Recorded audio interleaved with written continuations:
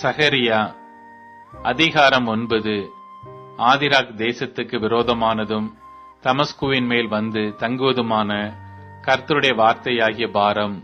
மனுஷரின் கண்களும் இஸ்ரவேலுடைய சகல கோத்திரங்களின் கண்களும் கர்த்தரை நோக்கிக் கொண்டிருக்கும். ஆமாத்தும் மிகவும் ஞானமுள்ள தீருவும் சீதோனும் அதன் எல்லைக்குள்ளாயிருக்கும்.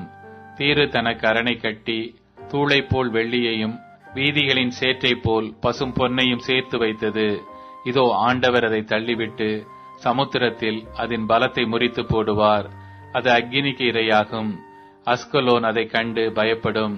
காத்சாவும் அதை கண்டு மிகவும் துக்கிக்கும். எக்ரோனும் தன் நம்பிக்கை அற்று போனபடியால் மிகவும் பிரலாபிக்கும். காத்சாவில் ராஜா அழிந்து போவான். அஸ்கலோன் குடியற்றிருக்கும். அஸ்தோத்தில் வேசி பிள்ளைகள் வாசம் பண்ணுவார்கள். நான் பெலிஸ்தரின் கர்வத்தை அழிப்பேன். அவனுடைய இரத்தத்தை அவன் வாயில் இருந்தும் அவனுடைய அருவருப்புகளை அவன் பல்லுகளின் நடுவில் இருந்தும் நீக்கி போடுவேன். அவனோ நம்முடைய தேவனுக்கென்று மீதியாக வைக்கப்பட்டு யூதாவிலே பிரபுவை போல இருப்பான்.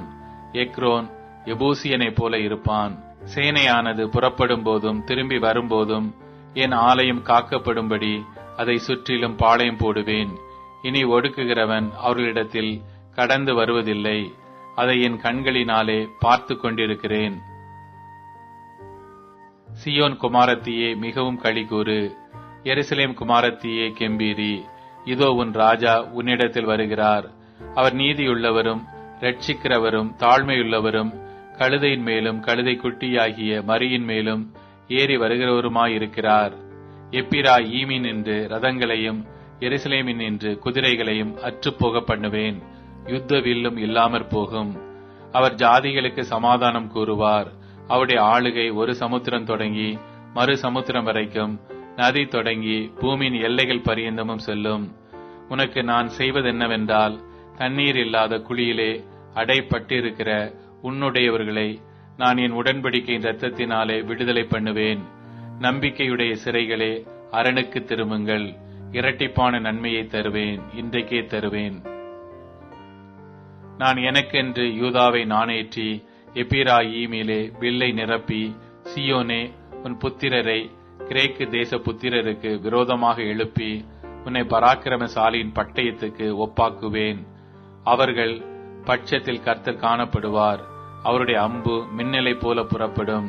கர்த்தராகிய ஆண்டவர் எக்காலம் ஊதி தென் திசை சுழல் காற்றுகளோட நடந்து வருவார். சேனைகளின் கர்த்தர் அவர்களை காப்பாற்றுவார். அவர்கள் பட்சித்து கவன் கற்களால் கீழ்ப்படுத்திக் கொள்வார்கள்.